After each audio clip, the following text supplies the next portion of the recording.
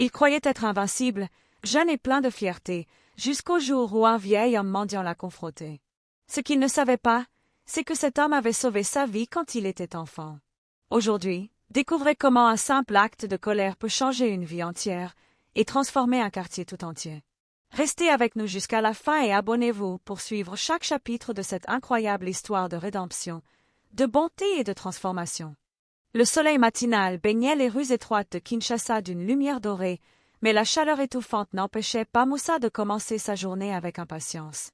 À 25 ans, il était devenu le propriétaire d'un petit magasin de quartier, héritage de longues années de travail acharné et de rêves qu'il croyait enfin atteindre. Il portait un pantalon propre, une chemise légèrement froissée, et ses chaussures brillantes trahissaient son ambition de réussir, peu importe le prix. Alors qu'il balayait le seuil de son commerce, un son familier mais irritant attira son attention. Un vieux mendiant s'était installé juste devant sa porte. L'homme, au visage buriné par le soleil et le temps, tendait la main, espérant quelques pièces ou un sourire compatissant. Ses vêtements étaient usés, ses pieds nus et sales, mais ses yeux brillaient d'une douceur étrange, comme s'il voyait bien au-delà des apparences. Moussa frossa les sourcils. « Encore toi » lança-t-il, sa voix trahissant sa frustration. Le vieil homme ne répondit pas. Il se contenta de lever lentement la main, un sourire timide accroché à ses lèvres ridées. Moussa sentit sa colère monter. Chaque client qui passait devant la boutique ralentissait pour observer la scène, et certains murmuraient derrière son dos. Le jeune homme ne supportait plus cette gêne. Pour lui, la pauvreté devait rester à sa place et ne jamais gêner ceux qui avaient travaillé dur pour réussir. D'un geste brusque, il poussa le vieil homme en arrière. « Va-t'en ! Tu n'as rien à faire ici !» cria-t-il, les muscles de son cou tendus par la colère. Le vieux mendiant vacilla, mais ne tomba pas. Il ne dit rien, seulement un petit soupir, comme s'il comprenait la colère de Moussa et la portait avec patience. Un client, témoin de la scène, murmura. « Ce garçon est vraiment impulsif. Pauvre vieux. » Moussa, indifférent, rentra dans son magasin, claquant la porte derrière lui. À l'intérieur, l'air frais et l'odeur des produits ne suffisaient pas à apaiser la tension qui bouillonnait en lui. Il se répéta mentalement. « Je dois protéger mon magasin, je ne peux pas laisser ces mendiants gêner mon commerce. » Mais au fond de lui, une petite voix, presque étouffée, commença à murmurer. « Pourquoi ce visage te semble-t-il familier ?» Il secoua la tête, chassant cette pensée. Aujourd'hui, seul son succès comptait. La pitié et les souvenirs d'enfance ne serviraient à rien pour protéger son magasin et ses ambitions. Et pourtant, ce vieux mendiant, assis tranquillement devant sa porte, semblait prêt à rester là, à attendre, peut-être pour un jour rappeler à Moussa ce qu'il avait presque oublié, la vraie valeur de la gratitude et du respect. La journée avançait rapidement dans le quartier. Les clients allaient et venaient, certains achetant du sucre, de l'huile ou du savon, d'autres simplement pour discuter avec Moussa, qui, malgré son impatience, savait écouter, mais seulement quand cela l'arrangeait. Ce matin-là, le vieux mendiant, El Hadj, s'était installé de nouveau devant la porte, comme s'il ignorait la colère de Moussa. Ses yeux calmes fixaient le sol, et ses mains tremblaient légèrement sous l'effet de l'âge. Alors qu'un client s'approchait pour demander le prix d'une boîte de sardines, Moussa, déjà tendu, sentit son espace vital menacé. Ses doigts serrèrent le comptoir, et sans réfléchir, il attrapa la manche du vieil homme pour le repousser encore une fois. « Bouge ! Tu me gênes !» hurla-t-il, la voix pleine de colère. El Hadj recula, trébuchant sur un petit sac abandonné sur le trottoir. Le voisinage retint son souffle. Certains enfants s'arrêtèrent de jouer, surpris par la scène. Le vieux mendiant tomba lourdement sur le sol poussiéreux. « Moussa, pourquoi ?» murmura une voix faible. Mais il était déjà trop tard. Le bruit du corps heurtant le sol résonna dans la ruelle étroite. Les clients et voisins se rapprochèrent, scandalisés. « Tu devrais avoir honte !» cria une femme en haussant les bras. « C'est le vieil homme qui t'a élevé quand tu étais malade !» murmura timidement un vieil homme, mais sa voix se perdit dans la foule. Moussa, haletant, sentit son cœur battre plus vite. Il ne comprenait pas pourquoi tout le monde le regardait avec reproche. « C'est un mendiant, il ne mérite pas de respect !» pensa-t-il, se répétant cette phrase comme un bouclier. Il aida le vieil homme à se relever, mais ses gestes étaient brusques et mécaniques. El Hadj ne disait rien, mais son regard triste transperçait Moussa. Ce silence le fit se sentir mal à l'aise pour la première fois. Ce soir-là, chez lui, Moussa ne put trouver le sommeil. Le visage ridé et les yeux profonds d'El Hadj revenaient sans cesse dans ses pensées. Quelque chose en lui rappelait un souvenir flou, mais il n'arrivait pas à le placer. Le silence de la ruelle, le souffle du vent et le murmure des voisins rendaient l'atmosphère lourde de culpabilité. Moussa se dit qu'il devait oublier cet incident. Après tout, ce n'était qu'un vieux mendiant, du moins, c'est ce qu'il voulait croire. Mais El Hadj, assis sur le bord du trottoir, semblait déjà préparer son retour, patient et silencieux, prêt à rappeler à Moussa que le passé ne disparaît jamais complètement. Les jours suivants, Moussa sentit une tension inhabituelle peser sur lui. Chaque matin, en ouvrant son magasin, son regard cherchait instinctivement la silhouette du vieux mendiant. Et chaque fois qu'il la voyait, assise calmement devant la porte, un malaise s'installait dans sa poitrine. Ses clients remarquaient également son agitation. Il était plus nerveux, plus impatient, parfois brusque sans raison. Certains murmuraient « Il n'est plus le même depuis l'incident avec le vieil homme. Peut-être que ce vieux mendiant lui rappelle quelque chose. » Moussa, pourtant, refusait de reconnaître la vérité. Il répétait mentalement « C'est juste un vieux mendiant, rien de plus. » Mais plus il se répétait cette phrase, plus une sensation étrange le troublait. Une nuit, assis seul sur le petit canapé de son appartement au-dessus du magasin, il se remémora des fragments d'enfance. Des souvenirs flous. Lui, petit garçon, allongé sur un lit de fortune, la fièvre brûlante, le visage pâle et douloureux. Une main douce lui avait donné un mélange d'herbes, murmuré des prières. Mais à ce moment-là, il ne pouvait placer le visage de celui qui l'avait sauvé. L'image restait floue, comme une ombre familière. Pourtant, le cœur de Moussa se serrait chaque fois qu'il pensait à cette main tendue dans l'obscurité de sa maladie. Le lendemain, en ouvrant son magasin, son regard croisa celui d'El Hadj. Pour la première fois, il sentit une étrange reconnaissance, mêlée à la peur et à la culpabilité. L'homme semblait le regarder avec une patience infinie, comme s'il savait que Moussa finirait par se souvenir. Dans son esprit, une question persistait. Et si c'était lui? Celui qui m'a sauvé quand j'étais enfant. Mais Moussa chassa immédiatement la pensée, tentant de rester rationnel. Après tout, il avait un magasin à gérer, des ambitions à poursuivre. Le passé, les souvenirs d'enfance et la gratitude semblaient trop encombrants pour sa vie actuelle. Pourtant, au fond de lui, quelque chose avait changé. La colère et l'impatience ne suffisaient plus à masquer ce doute. Et ce doute, silencieux mais persistant, commençait à s'infiltrer dans son quotidien, annonçant un bouleversement qui allait le confronter à ses propres erreurs et à un passé qu'il avait presque oublié. Cette nuit-là, Moussa ne dormit pas. Allongé sur son lit, il fixait le plafond en se demandant pourquoi le visage du vieux mendiant lui semblait si familier. Peu à peu, les souvenirs enfouis commencèrent à ressurgir, précis et poignants. Il se revit enfant, à peine âgé de 6 ou 7 ans, couché sur un lit de planches dans une pièce sombre et poussiéreuse. Sa fièvre était si intense qu'il ne pouvait même pas parler. Sa mère, épuisée et impuissante, pleurait silencieusement à ses côtés. Les médecins étaient trop chers, et le désespoir pesait lourd sur la famille. Puis, une silhouette entra dans la pièce, un vieil homme, maigre mais à la démarche assurée, portant un petit sac de tissus usés. Ses yeux brillaient d'une chaleur et d'une bonté rares.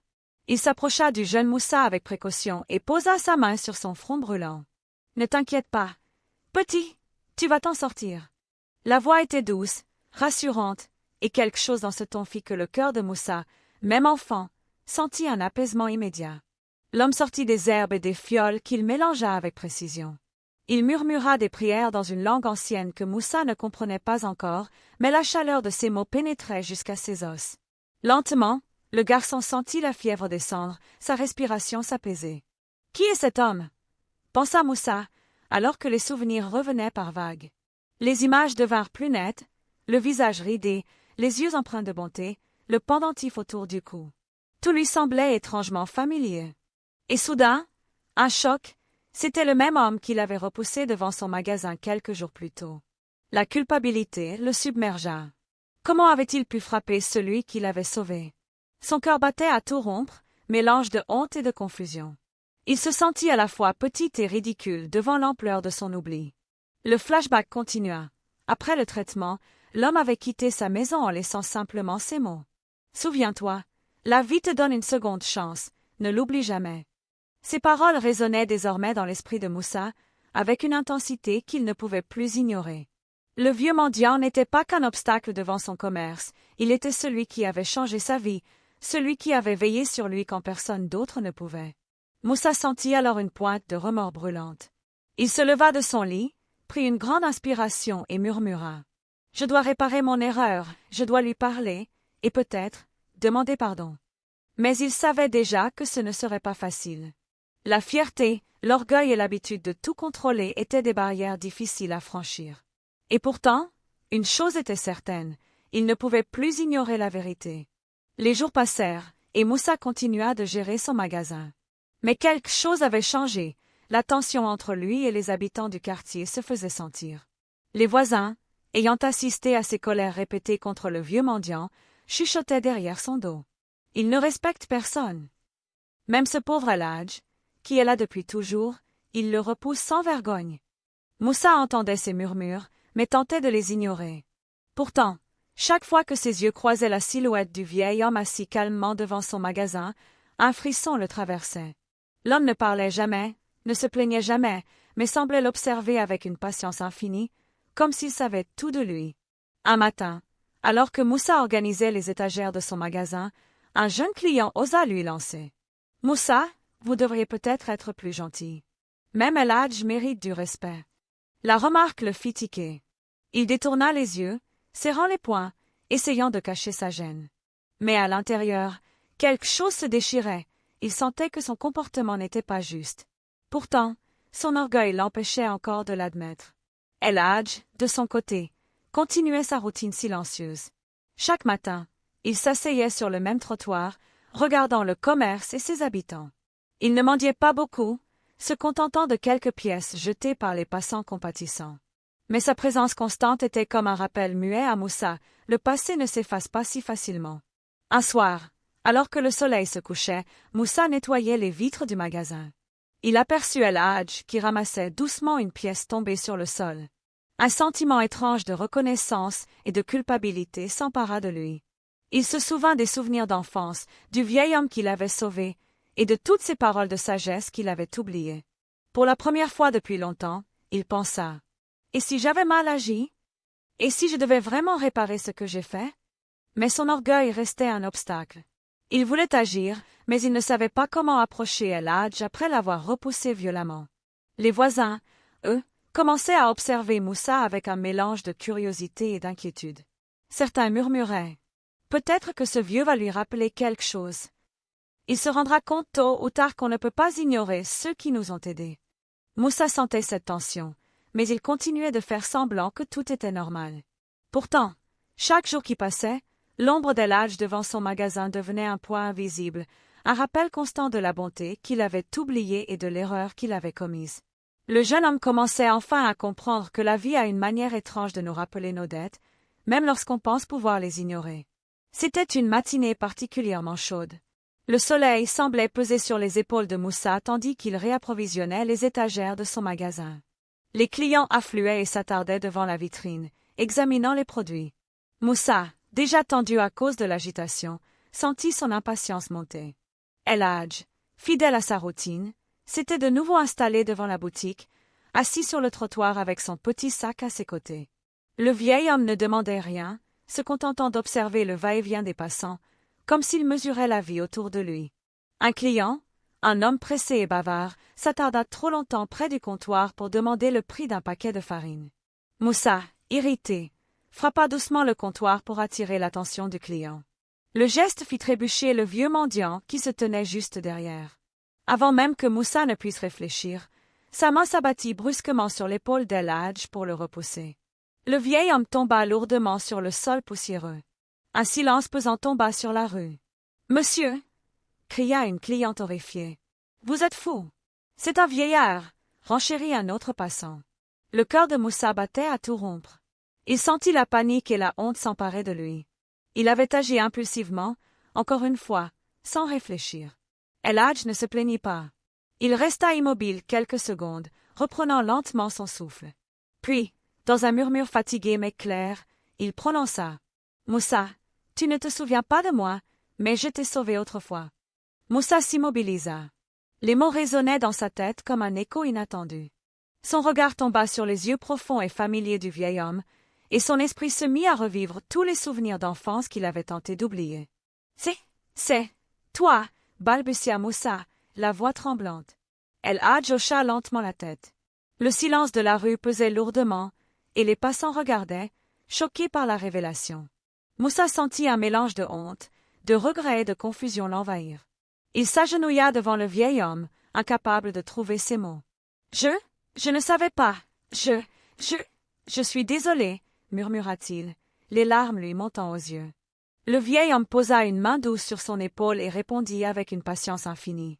Le passé est ce qu'il est. Ce qui compte maintenant, c'est ce que tu feras à partir de ce moment. Moussa, tremblant et abattu, comprit enfin que ses actions impulsives et son orgueil l'avaient presque conduit à perdre le respect et la gratitude envers celui qui avait façonné sa vie.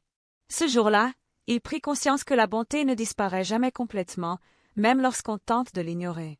Depuis la chute d'El-Hadj devant son magasin, Moussa n'avait plus le cœur tranquille. Chaque fois qu'il pensait à ce moment, une lourde culpabilité s'abattait sur lui, plus oppressante que le soleil de midi.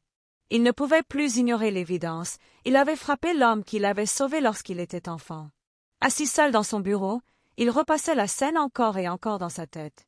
Les yeux profonds du vieil homme, son sourire discret mais chargé de sagesse, les mains ridées qui avaient autrefois soigné sa fièvre. Tout revenait avec une clarté douloureuse. « Comment ai-je pu être aussi cruel et ingrat ?» se murmura-t-il, la gorge serrée. Ses employés avaient remarqué un changement dans son comportement. Moussa parlait moins, souriait rarement et semblait constamment absorbé par ses pensées. Même les voisins murmuraient derrière son dos. « Regardez-le, il ne dort plus, il se sent coupable, je le vois. » Moussa commença à réaliser que sa colère et son orgueil ne l'avaient pas seulement éloigné d'El-Hadj, mais aussi de sa propre humanité. La honte et le regret le rongeaient à tel point qu'il avait du mal à se concentrer sur son magasin. Cette nuit-là, il ne dormit pas. Il revit encore une fois sa petite chambre d'enfant, sa mère pleurant doucement à son chevet, et la silhouette d'El-Hadj, offrant son aide sans rien demander en retour. Les paroles du vieil homme résonnaient dans sa tête. Le passé est ce qu'il est. Ce qui compte maintenant, c'est ce que tu feras à partir de ce moment.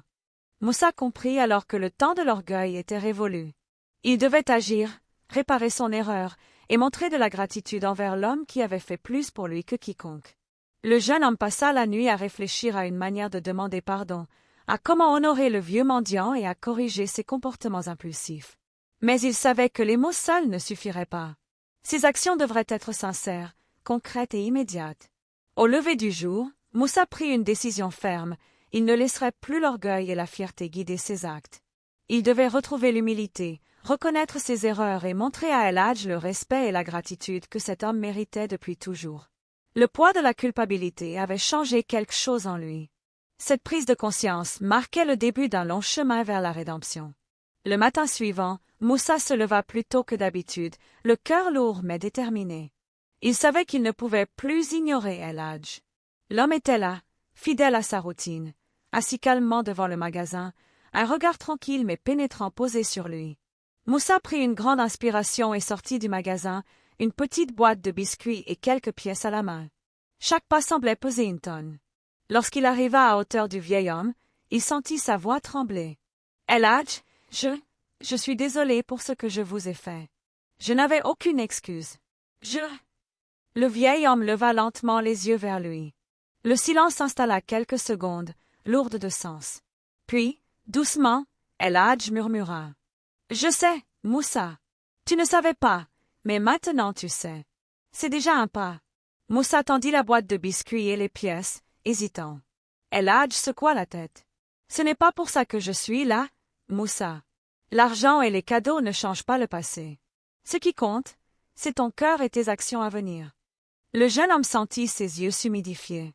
Chaque mot du vieil homme pénétrait son orgueil et faisait fondre l'impulsivité qu'il portait depuis toujours. « Que puis-je faire pour me racheter ?» demanda Moussa, sincère et presque suppliant. El-Hadj sourit faiblement, posant une main sur l'épaule de Moussa. « Commence par apprendre à respecter et à écouter. Apprends la patience et l'humilité. Et surtout, ne détourne jamais ton regard de ceux qui ont besoin d'aide. » Moussa acquiesça. Il comprit que réparer son erreur ne serait pas immédiat, mais que chaque petite action compterait. Il décida de commencer par de simples gestes, aider le vieil homme avec sa petite routine, l'écouter, et surtout apprendre à ralentir, à regarder autour de lui avec attention et compassion. Ce jour-là, pour la première fois depuis longtemps, Moussa sentit une légère paix intérieure. La culpabilité n'avait pas disparu, mais elle avait été transformée en motivation. Il comprit que la vraie réparation ne se mesurait pas en argent, mais en respect, gratitude et humilité. En quittant le trottoir, Moussa se promit que ce serait le début d'un nouveau chemin, un chemin où le jeune homme ambitieux apprendrait à devenir un homme bon et reconnaissant. Les jours suivants, Moussa passa de plus en plus de temps avec El Hadj, l'aidant à s'asseoir confortablement, lui apportant un peu de nourriture, discutant timidement avec lui. Chaque geste, chaque parole lui rappelait la bonté silencieuse de l'homme. Mais ce n'était pas tout, les souvenirs enfouis depuis l'enfance commençaient à affluer avec une clarté étonnante. Un après-midi, alors qu'ils étaient assis sous l'ombre d'un manguier à côté du magasin, El Hadj sortit un petit pendentif qu'il portait autour du cou depuis toujours. Il le plaça doucement dans la main de Moussa et murmura « Tu te souviens maintenant, Moussa ?» Moussa sentit un frisson parcourir tout son corps. Il observa le pendentif et ses souvenirs d'enfance déferlèrent comme une vague incontrôlable. Lui, allongé sur le lit de planche, fiévreux et faible, le visage pâle et souffrant, sa mère désespérée, et cet homme mystérieux entrant avec des herbes et des prières. Tout revenait maintenant avec une netteté effrayante.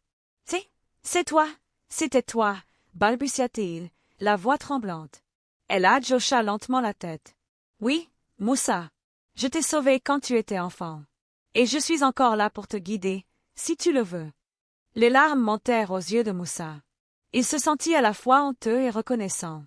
Pendant toutes ces années, il avait oublié celui qui avait changé sa vie, et maintenant, il comprenait enfin l'ampleur de ce don qu'on lui avait offert gratuitement. Le jeune homme tomba à genoux devant le vieil homme, incapable de trouver les mots justes. Sa voix était étranglée par l'émotion. « Je ne peux pas croire que j'ai oublié, et que je vous ai frappé. Je suis tellement désolé. » El Hadj posa sa main ridée sur la tête de Moussa avec douceur. « Le passé est derrière nous. L'important maintenant, c'est ce que tu feras de ton avenir. Tu as compris, c'est déjà une victoire. » Moussa sentit une paix nouvelle l'envahir. La culpabilité persistait, mais elle se transformait en un profond désir de changement. Il comprit que la reconnaissance et l'humilité sont des forces plus puissantes que l'orgueil et l'impulsivité. À partir de ce jour, chaque geste qu'il ferait pour El Hadj et pour les autres serait une manière de réparer les erreurs du passé et d'honorer la vie que ce vieil homme avait sauvée autrefois. Moussa savait désormais que sa véritable transformation venait de ce rappel inattendu mais salvateur de son enfance. Depuis la révélation de son passé, Moussa avait commencé à observer le monde différemment. Chaque matin, lorsqu'il ouvrait son magasin, il ne voyait plus seulement des clients et des produits, mais des vies, des histoires et des souffrances qu'il n'avait jamais prises en compte auparavant. El Hadj, fidèle à sa patience, prenait le temps de parler avec lui chaque jour. Assis sous le manguier, entouré des bruits du quartier, il enseignait à Moussa ce que l'orgueil et la précipitation avaient longtemps empêché d'apprendre. « Moussa, dit un jour El Hadj, sa voix douce mais ferme, la vie ne se mesure pas à ce que l'on possède, mais à la façon dont on traite les autres.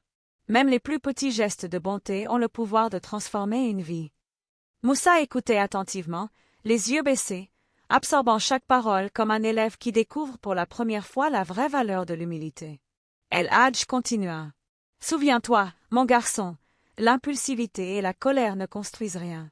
La patience, la compassion et le respect, voilà ce qui fait un homme digne. » Ces paroles résonnaient profondément dans l'âme de Moussa.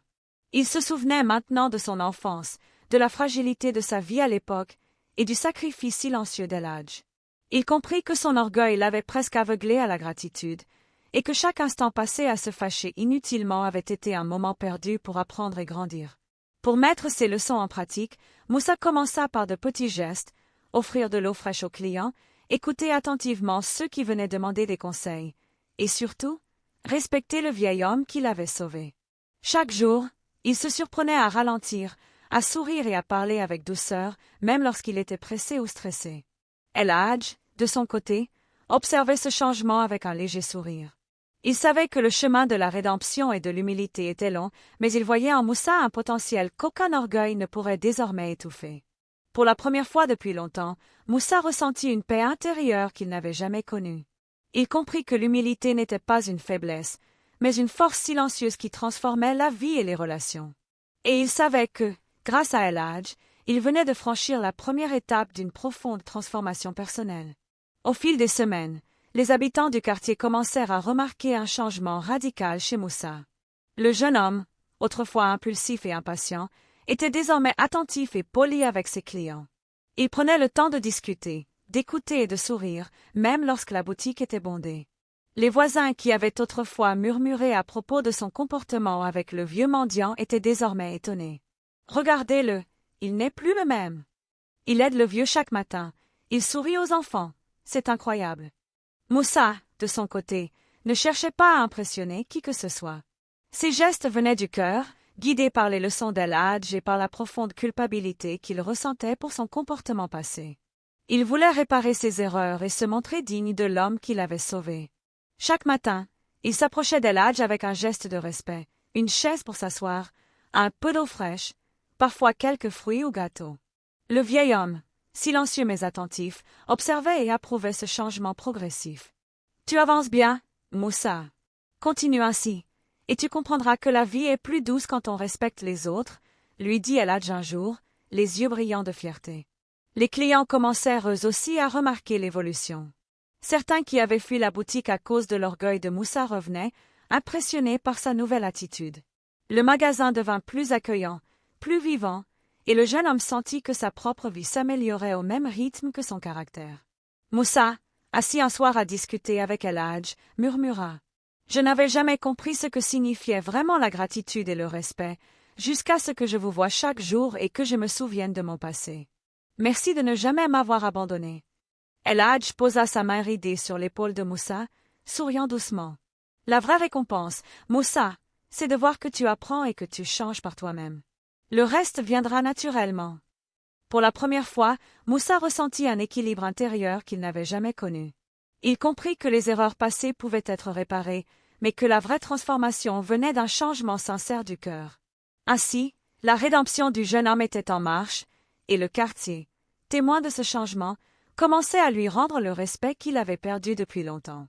Avec le temps, Moussa commença à comprendre que sa transformation ne devait pas rester seulement personnelle. Il avait appris des leçons précieuses grâce à El Hadj, et il voulait maintenant les partager avec les jeunes du quartier, qui parfois répétaient les mêmes erreurs qu'il avait commises. Un après-midi, alors que les enfants jouaient dans la rue devant sa boutique, Moussa s'approcha d'eux avec douceur. « Écoutez-moi un instant, les enfants, dit-il, la voix calme et ferme. Je veux vous raconter quelque chose d'important. » Les enfants, intrigués, s'arrêtèrent de jouer et s'assirent à quelques pas. Moussa leur raconta son histoire, son enfance, sa maladie, la bonté d'El Hadj, et comment son impulsivité et son orgueil l'avaient presque fait oublier cette bonté. « Il est facile de se fâcher ou de repousser ceux qui semblent faibles, expliqua-t-il. Mais la vraie force, c'est d'être humble, patient et reconnaissant envers ceux qui nous aident. » Les enfants écoutaient attentivement, certains les yeux grands ouverts. Moussa montrait, à travers son propre parcours, l'importance de la gratitude et du respect. El Hadj, assis sur le trottoir, observait silencieusement. Un léger sourire se dessina sur ses lèvres ridées. Il savait que la leçon qu'il avait commencée des années auparavant avec Moussa allait maintenant se propager à d'autres jeunes. Dans les semaines qui suivirent, Moussa continua ses petites sessions improvisées avec les enfants du quartier. Il leur montrait comment aider les autres, comment écouter, et comment faire preuve de compassion. Petit à petit, il devint non seulement un commerçant respecté, mais aussi une figure de guidance pour la jeunesse du quartier. Le quartier commença à changer également. Les enfants apprenaient à respecter les anciens, à aider les plus faibles, et à comprendre la valeur de la patience et de la bonté. Moussa avait compris que sa propre rédemption pouvait devenir un moteur de transformation collective. Ce jour-là, en regardant El Hadj, il murmura « Vous avez changé ma vie, El Hadj, et maintenant je veux aider les autres à comprendre ce que j'ai appris. » Le vieil homme hocha la tête, satisfait. C'est ainsi que la bonté se perpétue, Moussa, en enseignant aux autres ce que la vie t'a enseigné. Pour la première fois, le jeune homme ressentit que son passé difficile et ses erreurs avaient un sens. La leçon d'El Hadj s'étendait maintenant au-delà de lui, touchant tout le quartier et semant des graines de respect et de compassion pour l'avenir. Un samedi après-midi, le quartier était animé. Des enfants jouaient, Des voisins discutaient et Moussa s'occupait de son magasin, tout en gardant un œil sur El Hadj. Tout semblait paisible, mais la vie avait encore une leçon à lui offrir. Un jeune homme arrogant et pressé entra dans la boutique. Il bouscula maladroitement un client âgé et cria, impatient. « Dépêche-toi! Je n'ai pas toute la journée. » Moussa sentit sa colère monter. Pendant des années, il aurait réagi impulsivement, reprochant l'impolitesse et criant à son tour. Mais cette fois-ci, quelque chose avait changé. Il respira profondément, se souvenant des enseignements d'El Hadj, patience, humilité et respect. « Calmons-nous, pensa-t-il intérieurement. Au lieu de s'énerver, Moussa s'approcha du jeune homme avec calme. « Monsieur, prenez votre temps. Tout le monde ici a besoin de respect, y compris vous et les autres clients. » Le jeune homme, surpris par la réaction douce mais ferme de Moussa, s'arrêta net. Il balbutia quelques excuses, rouge de honte. Les clients autour échangèrent des regards admiratifs. Après que le jeune homme soit parti, Moussa se tourna vers El Hadj, qui avait observé toute la scène avec un léger sourire. « Tu vois, Moussa, dit le vieil homme, la vraie force ne réside pas dans la colère ou le pouvoir, mais dans la maîtrise de soi et la bonté envers les autres. » Ce petit incident eut un grand impact sur Moussa. Il comprit que son changement n'était pas seulement pour impressionner les autres ou pour se racheter, mais pour incarner véritablement les valeurs qu'El Hadj lui avait enseignées. Cette épreuve inattendue renforça sa conviction. Il pouvait choisir de répondre à la colère par la colère ou par la sagesse et le respect. Il choisit désormais la deuxième voie. À partir de ce jour, la réputation de Moussa dans le quartier ne fut plus celle d'un jeune homme impulsif, mais celle d'un homme juste, patient et digne de confiance. Sa transformation devenait tangible, et ceux qui le connaissaient depuis longtemps commençaient à le voir comme un exemple à suivre. El Hadj, satisfait de l'évolution de son protégé, murmura simplement. « Tu as franchi une étape importante, Moussa. Mais le chemin de la véritable sagesse est long, et il te reste encore beaucoup à apprendre. » Avec sa transformation désormais visible, Moussa décida d'aller plus loin. Il ne voulait plus se limiter à son magasin ni à de simples gestes symboliques. Il voulait réellement aider le quartier et montrer à tous que la bonté pouvait changer des vies. Chaque matin, après avoir ouvert la boutique, il parcourait les ruelles pour offrir son aide à ceux qui en avaient besoin, porter des courses pour les personnes âgées, réparer de petites choses cassées chez les voisins ou simplement écouter et conseiller les jeunes qui se disputaient. El Hadj l'accompagnait souvent, silencieux mais attentif, veillant à ce que Moussa garde le cœur humble. Un jour, ils rencontrèrent une vieille femme dont la toiture de la maison menaçait de s'effondrer. Moussa n'hésita pas une seconde, il organisa l'aide de quelques voisins et travailla toute la journée pour renforcer la maison. La vieille femme, émue aux larmes, le remercia avec ferveur. « Merci, Moussa, vous êtes un vrai fils pour nous tous. » Moussa ressentit une profonde satisfaction, mais il savait que cette gratitude n'était pas ce qui comptait le plus. Ce qui importait, c'était la transformation en lui-même et l'impact qu'il avait sur ceux qui l'entouraient. Le quartier commença à changer également. Les jeunes qui autrefois s'étaient moqués de lui ou avaient été impulsifs suivaient désormais son exemple. Les habitants se respectaient davantage, entraient en contact avec bienveillance et travaillaient ensemble pour améliorer leur communauté. El Hadj, assis sous le manguier, observa avec un sourire satisfait. « Tu as compris que la vraie force est de donner sans attendre, Moussa. C'est ainsi que l'on crée un vrai changement. » Moussa hocha la tête, la poitrine pleine de gratitude. Il réalisa que sa vie, qui avait été marquée par l'orgueil et l'impulsivité, prenait enfin un sens plus profond. Il savait qu'aucune richesse matérielle ne valait la paix intérieure et le respect gagné par la bonté et l'humilité. Ainsi, Moussa devint progressivement une figure de référence dans le quartier, non pas par son commerce ou sa richesse, mais par son cœur transformé et ses actions altruistes, inspirant tous ceux qui croisaient son chemin. Quelques semaines après avoir intensifié ses actions dans le quartier, Moussa commença à ressentir l'impact réel de ses efforts. Les habitants, touchés par sa générosité et son changement de comportement, décidèrent de lui montrer leur gratitude collective. Un matin, alors que Moussa ouvrait sa boutique, une foule de voisins se rassembla devant lui. Ils avaient préparé de petites attentions, fruits, pain, quelques pièces et surtout des mots de reconnaissance.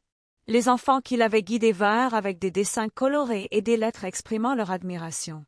Une des voisines, une femme âgée, prit la parole. « Moussa, nous avons vu ton changement.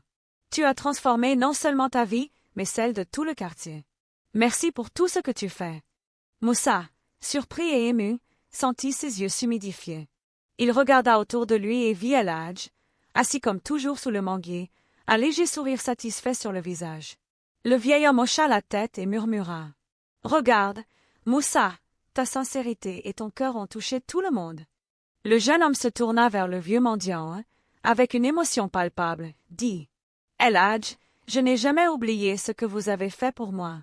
Je comprends maintenant que toute ma vie je vous devais au moins cela, vivre avec bonté et respect. » Les habitants applaudirent et certains s'approchèrent pour serrer la main de Moussa.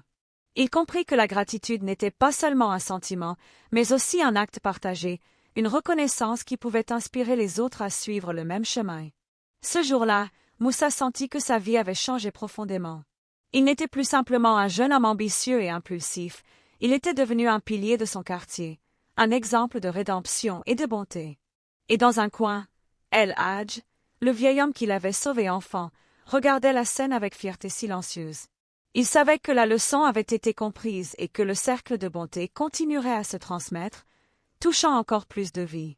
Pour Moussa, c'était le début d'une nouvelle ère. Non seulement il réparait ses erreurs passées, mais il construisait un futur basé sur la compassion, l'humilité et la reconnaissance. Quelques mois plus tard, le quartier fut secoué par un incident inattendu. Un incendie mineur éclata dans une maison proche de la boutique de Moussa. Bien que personne ne fût gravement blessé, la panique s'empara des habitants. Les voisins, désorganisés et effrayés, couraient dans tous les sens. Moussa, voyant la confusion, sentit son instinct de protection s'activer. Mais il se rappela immédiatement des enseignements d'El-Hadj, la patience et le calme sont plus puissants que la précipitation et la panique. Il faut rester calme, aider avec discernement, se murmura-t-il. Au lieu de crier ou de paniquer, il prit une profonde inspiration et commença à organiser les secours. Il guida les habitants pour évacuer les plus âgés et les enfants, tout en aidant à protéger leurs biens essentiels. Certains jeunes, influencés par son exemple, suivirent ses instructions avec discipline. Moussa remarqua alors que ses actions et sa patience inspiraient désormais les autres à agir correctement, même dans une situation stressante. El-Hadj se tenait à l'écart, observant silencieusement la scène. Lorsqu'un voisin tenta de forcer l'entrée d'une maison pour récupérer des objets précieux, Moussa intervint calmement. « La vie est plus importante que les biens matériels. Protégeons les gens d'abord. » Cette phrase simple mais ferme rappela à tous la priorité et renforça le respect qu'ils avaient pour lui. À la fin de la journée, l'incendie fut maîtrisé et aucun blessé grave n'était à déplorer. Les habitants, fatigués mais soulagés, regardèrent Moussa avec admiration. Certains l'appelèrent héros, d'autres simplement un guide et un ami. Ce jour-là, Moussa comprit que la véritable bonté n'est pas seulement dans les petits gestes, mais aussi dans la façon dont on agit face à l'adversité. Sa patience, sa maîtrise de soi et son respect des autres avaient non seulement sauvé des vies, mais aussi renforcé sa propre transformation intérieure. El-Hadj, posant sa main sur l'épaule de Moussa, dit doucement « Tu as compris maintenant, Moussa. La patience et la bonté sont testées dans les moments difficiles. Et tu as réussi cette épreuve. » Moussa sourit, sentant que chaque leçon d'El-Hadj prenait enfin tout son sens. Il savait que d'autres défis viendraient, mais il était prêt à les affronter avec humilité et courage. Après l'incendie, Moussa sentit un nouvel appel en lui. Il ne suffisait plus d'agir pour lui-même ou pour le respect du passé, il devait désormais protéger ceux qui ne pouvaient pas se défendre. Chaque matin, il parcourait le quartier avec El-Hadj, vérifiant que les personnes âgées et les enfants étaient en sécurité, et dans ceux qui avaient des difficultés financières ou des problèmes domestiques. Les habitants commencèrent à l'appeler pour demander conseil et assistance. Un jour, il remarqua un groupe de jeunes qui intimidaient un garçonnet en train de jouer près du marché. Sans colère ni agressivité, Moussa s'approcha et dit calmement « Arrêtez. La force ne vient pas de ceux qui intimident, mais de ceux qui protègent et respectent les autres. » Le regard ferme de Moussa et sa posture calme impressionnèrent les jeunes. Certains baissèrent les yeux, honteux, tandis que d'autres commencèrent à comprendre la différence entre puissance et bienveillance. Le garçonnet, soulagé, sourit timidement à Moussa. Le jeune homme sentit alors une chaleur dans le cœur, réalisant que chaque acte de protection renforçait sa propre rédemption. El-Hadj, observant la scène de loin, s'approcha et dit « Tu ne sauves pas seulement les autres, Moussa. Tu continues de te sauver toi-même à chaque geste de bonté. » Moussa comprit alors que sa mission dans le quartier allait au-delà de son magasin. Il devait devenir un exemple vivant, un guide pour les plus faibles, inspirant les autres à agir avec courage et compassion. Dans les semaines suivantes, il organisa avec le soutien du quartier de petites initiatives, distribution de nourriture aux familles nécessiteuses, aide aux malades et soutien aux jeunes en difficulté. Le respect pour Moussa grandissait chaque jour, et son influence positive commençait à se propager dans toute la communauté. Pour la première fois, Moussa sentit qu'il ne vivait plus pour lui-même, mais pour quelque chose de plus grand que sa propre histoire. Sa vie prenait désormais un sens profond, façonné par la bonté et l'enseignement silencieux d'El Hadj. Un après-midi, alors que Moussa aidait des enfants à réparer une petite cabane dans le quartier, un vieil homme apparut soudain à l'entrée de la rue. C'était un voisin qui, autrefois, avait été témoin des actes impulsifs et méprisants de Moussa. Il s'avança, le visage marqué par l'incompréhension et la colère, et s'adressa à lui devant tout le monde. « Alors, c'est toi, le jeune homme arrogant qui frappait et insultait tout le monde? Tu crois vraiment que ton petit changement va effacer ce que tu as fait? » Un silence pesant tomba sur le quartier. Les habitants observaient, inquiets de la réaction de Moussa. Le vieux voisin continua. « Tu as blessé des gens, humilié ceux qui étaient faibles, et tu oses maintenant prétendre que tu es un exemple. » Moussa sentit son cœur se serrer. Il aurait pu réagir avec colère, justifier ses actes ou se défendre. Mais il se souvint immédiatement de toutes les leçons d'El Hadj, patience, humilité et maîtrise de soi. Il prit une profonde inspiration, et parla calmement, la voix posée mais ferme. « Je comprends votre colère. J'ai été impulsif, orgueilleux et cruel. Mais ce n'est pas parce que j'ai fait des erreurs dans le passé que je ne peux pas changer et faire mieux aujourd'hui. » Les habitants, surpris par son calme, commencèrent à murmurer entre eux. Moussa continua. « Je ne cherche pas à effacer le passé. Je veux seulement montrer, par mes actions présentes, que chacun peut se transformer et réparer ses erreurs. » Le vieil homme, malgré sa colère initiale, observa attentivement Moussa. Les gestes de bienveillance accomplis récemment par le jeune homme étaient visibles à tous, et il ne pouvait les nier. Après quelques secondes, il hocha la tête, un peu hésitant. « Peut-être que tu as vraiment changé. Mais cela reste à prouver chaque jour. » Moussa sourit légèrement, comprenant que le pardon et la confiance se gagnent par les actions, pas seulement par les mots. Il remercia le vieil homme pour son honnêteté et retourna aux enfants, aidant à terminer la cabane. El Hadj, qui avait observé toute la scène, s'approcha et murmura. « Tu vois, Moussa, le passé revient toujours pour tester notre transformation.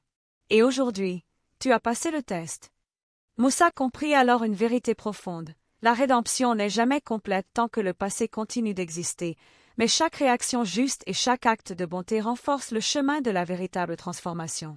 Les semaines suivantes, Moussa continua d'agir pour le quartier avec constance et détermination.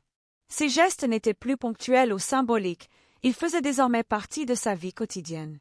Chaque matin, il commençait sa journée en vérifiant le bien-être des habitants, en aidant les enfants à l'école ou en soutenant les familles les plus vulnérables. Le quartier avait changé.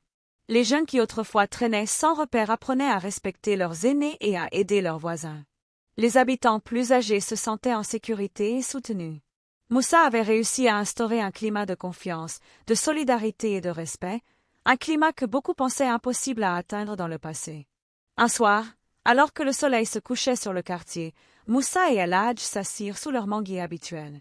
Le vieil homme observait silencieusement les enfants jouant et les voisins discutant joyeusement. « Regarde, Moussa, dit El Hadj, ce que tu as semé dans ce quartier est devenu plus grand que toi.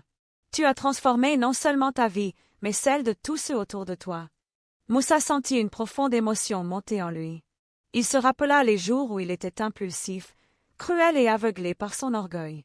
Aujourd'hui, il pouvait voir le résultat tangible de ses efforts, le respect, la gratitude et l'admiration des habitants, mais surtout, la paix intérieure et la satisfaction d'avoir corrigé ses erreurs. « Je comprends maintenant, El Hadj, répondit Moussa, la voix pleine de gratitude, que chaque geste de bonté compte, et que le changement commence par soi-même avant de toucher les autres. » Le vieil homme posa sa main sur son épaule. « C'est exactement ça.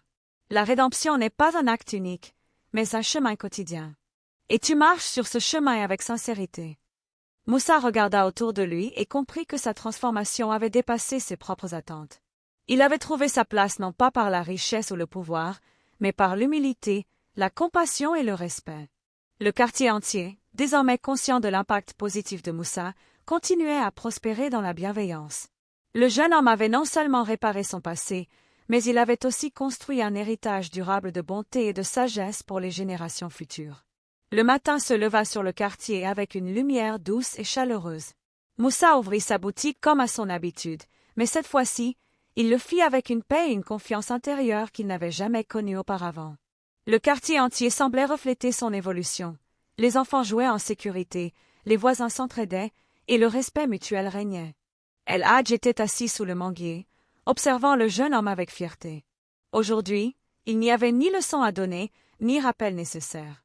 Tout avait été assimilé, intégré dans chaque geste et chaque parole de Moussa. « Tu as grandi, Moussa, » dit le vieil homme doucement. « Tu as transformé ta colère en patience, ton orgueil en humilité, et ton impulsivité en sagesse. » Moussa s'approcha et s'agenouilla devant El Hadj, cette fois non pas par culpabilité, mais par reconnaissance et respect sincère. « El Hadj, vous m'avez sauvé enfant, et guidé vers l'homme que je suis aujourd'hui. Je n'aurais jamais pu arriver ici sans vous. Merci pour tout. » Le vieil homme sourit, posant sa main ridée sur la tête du jeune homme. « Ta rédemption n'est pas un point final, Moussa. C'est un chemin qui continuera chaque jour. Mais aujourd'hui, je peux dire avec certitude que tu es un homme nouveau. » À ce moment, les habitants du quartier, conscients du lien profond entre Moussa et El Hadj, se rassemblèrent autour d'eux. Ils avaient suivi la transformation du jeune homme depuis le début et voulaient témoigner leur admiration et leur gratitude. Les enfants lui offrirent des dessins, les voisins des fleurs, et certains même des mots simples mais puissants. « Merci pour nous avoir montré ce que signifie la bonté. Tu es notre exemple, Moussa. » Le jeune homme sentit une émotion profonde l'envahir. Toutes les humiliations, les erreurs, la culpabilité et les leçons apprises avaient abouti à ce moment, un mélange de réconciliation avec le passé et de paix intérieure. El Hadj, se levant lentement, regarda Moussa et murmura. « Continue ce que tu as commencé. Ton cœur est maintenant un guide pour les autres. Et souviens-toi toujours, la vraie rédemption se mesure par la bonté que l'on sème autour de soi. » Moussa hocha la tête, le cœur rempli de gratitude et d'espoir. Il savait que sa vie ne serait jamais parfaite, mais elle serait désormais guidée par l'humilité, la compassion et le respect. Le jeune homme qui avait un jour frappé le vieil homme devant sa boutique était désormais un pilier de bonté et un exemple vivant de transformation et de rédemption. Le soleil se couchait, baignant le quartier dans une lumière dorée, symbole d'un nouveau départ. Moussa et El Hadj, côte à côte, contemplaient ce monde qu'ils avaient contribué à rendre meilleur, conscients que l'histoire ne s'arrêtait jamais, mais que chaque jour était une nouvelle opportunité de continuer à semer la bonté.